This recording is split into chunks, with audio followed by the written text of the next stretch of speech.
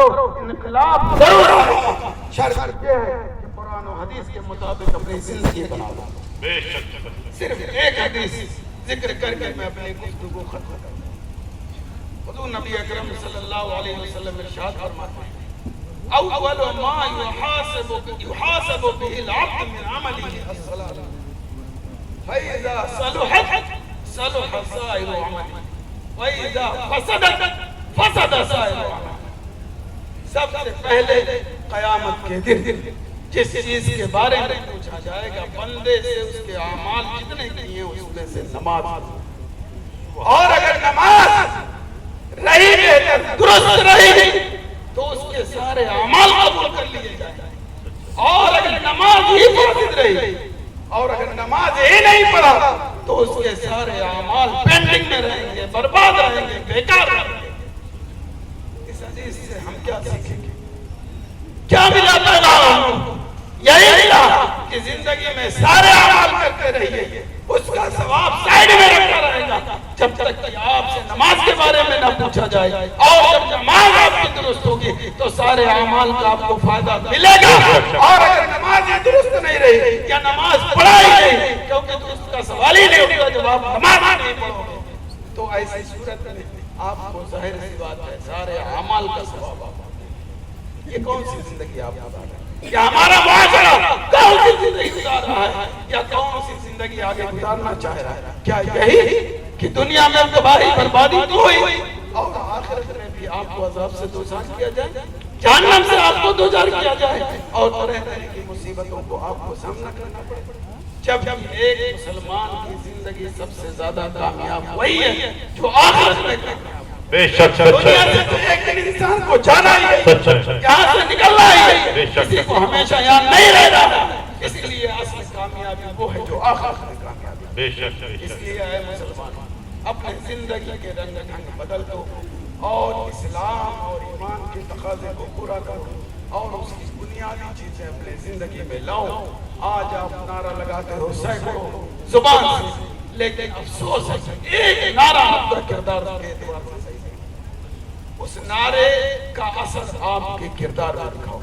انقلاب تمہارے اندر بھی آئے گا، پریشانیاں تمہارے اندر سے دور ہوں گی اور بہت اچھائیاں انشاءاللہ۔ اللہ تعالیٰ ہمیں اور آپ کو اسلام کی تمام بنیادی چیزوں کو اپنی زندگی میں لانے کی توفیق عطا فرمائے، بالخصوص پابندی کے ساتھ نماز پڑھنے کی۔ آمین۔ کبھی پھر موقع ملا کہ نماز کے تعلق سے حضور نبی ملت علیہ رحمت الرحمن کا جو کریکٹر اور کردار اسے آنکھوں اور سینوں سے لگا دیا۔ بہت سارے علماء نے وہ طریقہ اختیار کیا، لیکن نمازی قریب نماز کے تعلق سے فقیہ ملت کی جو مثال ہے وہ بے مثال ہے۔ انشاءاللہ کبھی موقع ملا تو آپ سنیں گے۔ اللہ تبارک و تعالیٰ ارشاد فرماتا ہے فَاسْأَلُوا أَهْلَ الذِّكْرِ إِن كُنتُمْ لَا تَعْلَمُونَ۔ علماء سے مفتیان کرام سے پوچھو اگر تم نہیں جانتے، جو چیز آپ کو معلوم نہیں ہے، کوئی شرعی مسئلہ ہے یا اور کوئی بات ہے، تو آپ کو چاہیے کہ مفتیان کرام کی طرف رجوع کر کے علماء کی طرف جا کر ان سے اپنے مسئلے کو اپنی بات کو حل کر کر اسی میں آپ کی بھلائی ہے، اور اس میں بہت زیادہ بس اور کون سا ایسا مسئلہ ہے جس کا حل اسلام ہے؟ بس آپ یہ سوچ کر آئیے کہ جو مفتی اسلام کے دائرے میں رہ کر بات بتائے گا میں اس پہ عمل کروں، بڑی آسانی سے آپ کا پیسہ بھی بچے گا، بہت ساری چیزیں بچے گی، وقت بھی بچے گا اور آسانی سے آپ کا۔ اللہ تبارک و تعالی ہمیشہ علماء سے محبت کرنے کی توفیق عطا فرمائے، مفتیان کرام سے اپنے مسائل حل کرنے کی توفیق سے نوازے۔ السلام علیکم ورحمۃ اللہ۔ اب سوالات ہیں، آپ لوگ غور سے سنیں پھر اس کا جواب بھی ملاحظہ کریں، انشاءاللہ مفید ہوگا آپ کو۔ حضرت مفتی صاحب قبلہ السلام علیکم ورحمۃ اللہ وبرکاتہ۔ وعلیکم السلام۔ عوام کی طرف سے کچھ سوالات ہیں، اگر اجازت ہو تو عرض کروں۔ جی جی بالکل انشاءاللہ۔ اس کا جواب ارشاد فرمائیں کہ موبائل فون کے ذریعہ نکاح منعقد ہوگا یا نہیں؟ موبائل فون کے ذریعہ نکاح منعقد ہوگا یا نہیں؟ موبائل فون کے ذریعہ اگر گواہ موجود نہ ہو تو نکاح نہیں ہوگا، لیکن اگر مثال کے طور پر زید اور ہندا کی شادی ہونی ہے، ہندا نے کسی کو نکاح پڑھانے کا وکیل بنا دیا، کیا ہے وکیل بنا دیا کہ آپ میرا نکاح زید سے پڑھا دیجیے۔ نکاح پڑھانے والے نے 2 گواہوں کی موجودگی میں نکاح پڑھا دیا تو اس صورت میں نکاح ہو جائے گا، ورنہ نکاح نہیں ہوگا۔ جی جی دوسرا سوال حضور یہ ہے کہ قبرستان میں لگے ہوئے درختوں کو اکھاڑ سکتے ہیں یا نہیں، اس بارے میں شریعت کا کیا حکم ہے؟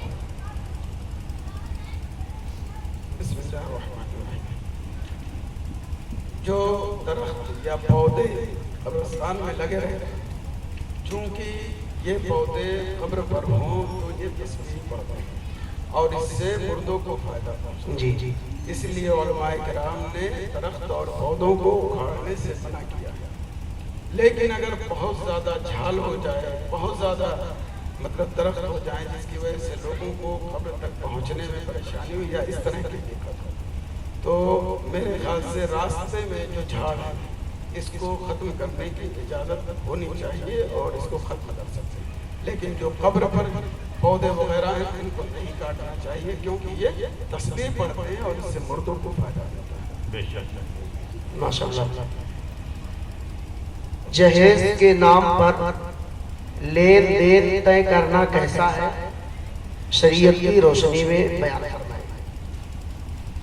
بسم اللہ الرحمن الرحیم۔ جہیز کے طور پر جو چیزیں آدمی طے کر کے یا بلا طے کیے مانگتا ہے، یہ رشوت ہے، اور رشوت لینا ناجائز و حرام اور سخت ہے۔ اس لیے آج ہمارے معاشرے کے لوگوں کو جہیز کے مطالبے سے باز آنا اور بچنا لازم اور ضروری ہے۔ آج ہم نے اس کا اتنا بڑھاوا دے دیا ہے، اتنا بڑھاوا دے دیا ہے کہ غریب لڑکیاں 10 بار سوچتی ہیں کہ کیسے شادی، اور کبھی قرض لے کے شادی کر دیا تو پتہ چلا پھانسی لگانے کی نوبت آ گئی۔ جی تو اگر ہم نے یہ معاشرہ کریٹ کیا تو کہیں نہ کہیں ہم بھی گنہگار ہیں۔ اس لیے اس سے بچنا لازم اور ضروری ہے، حرام اور گناہ بھی ہے، اور اس کے طریقے سے غلط میسج اور پیغام بھی جاتا ہے۔ جی جی اس لیے اس سے لازمی طور پر باز آ جانا چاہیے۔ باقی یہ رہا کہ اگر کوئی اپنی خوشی سے دے دیتا ہے، چاہے جتنا دے دے آپ لے لیجیے، نہیں دیتا ہے تب بھی کوئی مسئلہ نہیں، آپ کوئی پریشان نہیں ڈال سکتے۔ جی ماشاءاللہ۔ حضور اس کا جواب ارشاد فرمائیں کہ جس موبائل میں قرآن پاک اپلوڈ ہو، کیا اس کو بیت الخلاء میں لے جایا جا سکتا ہے؟ قرآن پاک موبائل میں ہے اور موبائل پر نہیں، ٹھیک ہے؟ جیسے قرآن جی اسکرین پر نہیں دکھ رہا، ٹھیک ہے، بلکہ اندر ہے یا بند کھلا ہے تب بھی اندر ہے، تو اس صورت میں آپ موبائل استنجا خانہ میں لے جاتے ہیں۔ اس کی مثال آپ یوں سمجھ لیں کہ علماء کرام نے کہا کہ تعویذ اگر گلے میں ہے، کوئی آیت اوپر لکھی ہوئی ہے تو آپ اس کو پہن کر نہیں جا سکتے، لیکن اگر تعویذ کے اندر ہے، دکھ نہیں رہی آیت، تو آپ پہن کر اسے چل سکتے۔ تو اس لحاظ سے آپ غور کریں گے تو قرآن کو آپ استنجا خانہ میں جو موبائل میں رکھا ہوا قرآن اس کو لے جا سکتے ہیں، جبکہ اسکرین پہ وہ دکھ نہ رہا۔ جی جی بے شک ماشاءاللہ۔ حضور اس کا جواب ارشاد فرمائیں کہ ٹیسٹ ٹیوب بیبی کے ذریعہ پیدا ہونے والے بچے ثابت النسب ہوں گے یا نہیں؟ ٹیسٹ ٹیوب بیبی کے ذریعہ پیدا ہونے والے بچے ثابت النسب ہوں گے یا نہیں؟ پہلے تو آپ یہ جان لیجیے کہ ٹیسٹ ٹیوب 2 طریقے سے استعمال کریں گے، پھر اسی پر اس کی بنیاد ہے۔ ایک تو یہ ہے کہ ٹیسٹ ٹیوب کے ذریعے جو منی استعمال کی جاتی ہے وہ اس کے شوہر، یعنی جس عورت کے رحم میں ڈالیں گے اس کے شوہر پر، جی تو اگر شوہر کی ڈالتے ہیں تو ایسی صورت میں نسب ثابت ہوگی، جی جی اور اگر کسی دوسرے مرد کا داخل کرتے ہیں ڈالتے ہیں تو ایسی صورت میں وہ ثابت النسب نہیں ہوگا، وہ حرام کہلائے گا۔ جی جی ٹھیک ہے؟ جی البتہ یہاں اور مزید ایک وضاحت کر کر کہ ٹیسٹ ٹیوب کب آپ ڈال سکتے ہیں، کیسے اجازت ہے؟ تو اگر شوہر ڈاکٹر ہے وہی یہ کام کر سکتا ہے، تو وہ اپنی منی عورت کے رحم میں ڈال سکتا ہے. جی کسی دوسرے کے ذریعے اسی شوہر کی عورت کے رحم میں منی ڈالا یا کسی دوسرے مرد کی کسی دوسرے عورت کے رحم میں ڈالا، یہ دونوں صورتیں ناجائز اور حرام ہیں، قطعاً اس کی اجازت نہیں. اس سے ہمارے معاشرے کو بچنا لازم اور ضروری. میرے خیال سے بات واضح ہو گئی. جی حضور، جو عورتیں سرجری کے ذریعہ اپنی جنس تبدیل کروا دیتی ہیں، جو عورتیں سرجری کے ذریعہ اپنی جنس تبدیل کروا دیتی ہیں، ان کی نماز جنازہ کا کیا حکم ہے؟ دیکھیے، سرجری کے ذریعے جنس بدلنا، جی یعنی پہلے مرد تھا تو بظاہر عورت ہو گیا، یا پہلے عورت تھی بظاہر مرد کی کنڈیشن اس کی بنا دی گئی، تو یہ گناہ ہے، حرام ہے، ناجائز ہے، بہت بڑا گناہ ہے. جی لیکن اس کی وجہ سے وہ اسلام سے خارج نہیں ہوگا. جی کیا ہے؟ اسلام سے خارج نہیں ہوگا، وہ مسلمان ہی رہے گا، مومن ہی رہے گا. لہذا بہرحال اس کی نماز جنازہ پڑھی جائے گی. البتہ اتنے بڑے گناہ کا ارتکاب کیا ہے تو علماء اس سے بچیں، بزرگان دین بچیں تو بہتر ہے، ورنہ بہرحال اس کی نماز جنازہ پڑھی جائے گی. جی ایک سوال یہاں پر اور ہوتا ہے، میں اس کو اضافہ کر دیتا ہوں کہ ایسے شخص کی جنازہ کس اعتبار سے پڑھے گا؟ جی عورت کے اعتبار سے یا مرد مرد؟ کے اعتبار سے. جی ٹھیک ہے. تو پہلی جو کنڈیشن اس کی تھی، یعنی مرد تھا، اس نے اپنے آپ کو بدلنے کی کوشش کی تو مرد ہی مانا جائے گا. جی عورت نے اپنے آپ کو مرد بنانا چاہے تو وہ عورت ہی مانی جائے گی. جی. لہٰذا پہلے مرد تھا تو مرد کے حساب سے نماز جنازہ پڑھی جائے گی، اور عورت تھی تو عورت کے اعتبار سے ہی نماز جنازہ پڑھی جائے گی. جی ماشاءاللہ. حضور، مزارات کی چادر کا بوسہ لینا اور اس کو سر پر اوڑھنا کیسا ہے، اور مزارات کا طواف کرنا کیسا ہے؟ تبرک کے طور پر اگر کوئی چادر چومتا ہے یا چادر کو سر پر ڈالتا ہے تو اس میں کوئی حرج نہیں ہے، ڈال سکتا ہے. لیکن مزار کا طواف کرنا یہ جائز نہیں ہے. اس سے مسلمانوں کو بچنا ضروری ہے، لازم ہے، اس سے پرہیز ہے. بے شک. جی حضور، عوام میں جو یہ رائج ہے کہ 3، 13، 23، 8، 18، 28 ان تاریخوں میں شادی بیاہ نہیں کرنا چاہیے، تو اس بارے میں شریعت کا کیا حکم ہے؟ 3، 13 تیجی بھی بولتے ہیں ہمارے، اور یہ 8، 18، 28 کوئی بھی تاریخ ہو، کوئی بھی دن ہو، کوئی بھی مہینہ ہو، کسی وقت بھی آپ شادی کر سکتے ہیں.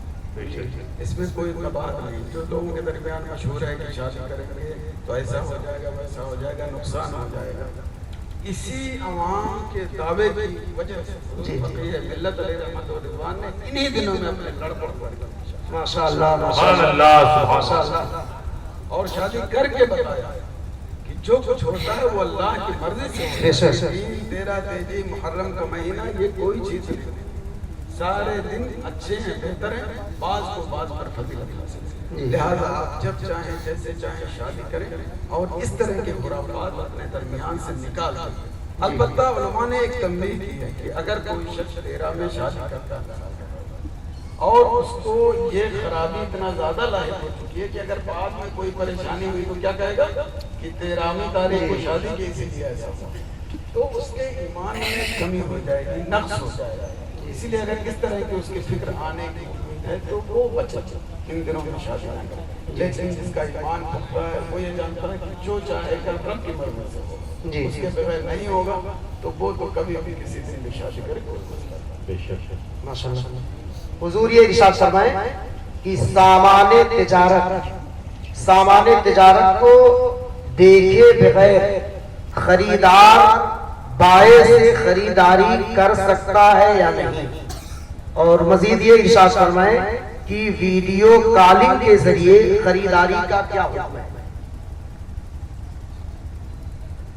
سامان اگر کوئی شخص نہیں دیکھتا ہے یا ویڈیو کال کے ذریعے خریدنا چاہتا ہے تو خرید سکتا ہے، اس میں کوئی حرج نہیں. بے شک. البتہ ان صورتوں میں اس سے خیار رویت اور خیار عیب دونوں حاصل۔ خیار رویت کا مطلب یہ ہے کہ سامان آیا، ہم نے دیکھا، ہمیں پسند نہیں آیا، ہم نے واپس کر دیا، یہ آپ کو اختیار ہے۔ اسی طرح آپ نے دیکھا اس میں کوئی عیب ہے تو اس کو خیار عیب کہتے ہیں، یعنی آپ کو اختیار ہوگا کہ عیب ہے تو ہم نہیں لیں گے، اسے واپس کر دیں گے۔ اور آج کل ساری کمپنیاں اس بات کا لحاظ کرتی ہیں، ٹھیک ہے؟ اس لیے آپ بہرحال جگہ دیکھیں کیا ہے، سامان خرید سکتے ہیں، آپ کو دیکھنے کا جو اختیار ہے اور عیب کا جو اختیار ہے وہ آپ کو حاصل ہے۔ چاہیے تو دیکھنے کے بعد واپس کر دیجیے، اگر نہیں پسند آتا ہے یا کوئی عیب ہے تو واپس کر دیجیے۔ بہرحال خریدنا کیا ہے، جائز ہے۔ حضور یہ ارشاد فرمائیں کہ اردو عربی کاغذات کا جلانا کیسا ہے، نیز ان کے پوسیدہ ہونے کے بعد کیا حکم ہے؟ اگر عربی عبارت یا قرآن کی صورت ہے یا آیات کی صورت ہے، قرآن کے بعض آیات ہیں تو اس صورت میں علماء نے جلانے سے منع کیا، ہمیں جلانے سے پرہیز کرنا چاہیے۔ البتہ قرآن کو تو اسے کہیں دفنا دینا چاہیے جہاں کسی کا قدم نہ پڑے اور لحد بنانی چاہیے، اور اگر لحد نہیں ہے تو پٹرا ڈالا تاکہ مٹی اس کے اوراق پر نہ کرے۔ قرآن کا کتنا احترام سکھایا ہے علماء نے ہمیں، تو ہمیں یہ طور سے محفوظ رکھنا چاہیے۔ اولاد میں اول کی آمد آمد ہو رہی ہے، جانشین حضور فضل ملت آ رہے ہیں، ایک لمحہ کے لیے آپ کھڑے ہو جائیں اور نعرہ لگا لیں، نعرہ تکبیر، نعرہ رسالت، مسلک اعلی حضرت دارالعلوم غریب نواز، دارالعلوم غریب نواز، شہد جانشین حضور فضل ملت حضرت علامہ سید محمد آصف میاں صاحب قبلہ، علماء حضرت علامہ سید افروز احمد صاحب قبلہ، علماء اہل سنت، نعرہ تکبیر، نعرہ رسالت۔ آپ ذرا تشریف رکھیں، تشریف رکھیں آپ ذرا۔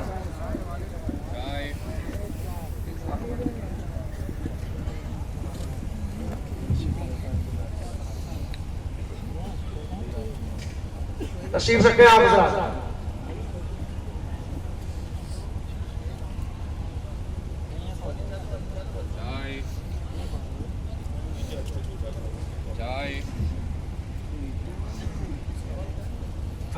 جی حضور یہ ارشاد فرمائیں اس کا جواب کہ جس کے پاس سونا چاندی ہو مگر الگ الگ یہ نصاب کی مقدار کو نہ پہنچے، اکٹھا کرنے پر پہنچ جائے تو اس صورت میں سونا اور چاندی ان دونوں میں اس کا اعتبار کیا جائے گا۔ جواب سے پہلے میں ایک گزارش کرنا چاہوں گا معذرت کے ساتھ۔ جی آپ نے سوال کیا، آپ نے جواب دیا، شرعی مسئلہ جواب بھی مکمل نہیں ہے۔ میں شخصیت کا احترام کرتا ہوں اور سراہنا کرتا ہوں، لیکن بیچ میں اس کو منقطع کر دینا اور کسی شخصیت کا اعلان کرنا، نعرہ لگانا، یہ میرے خیال سے مناسب ہے، کرنا چاہیے، میں نہیں کہتا، اتنا لحاظ ہونا چاہیے مسئلہ شرعی کا۔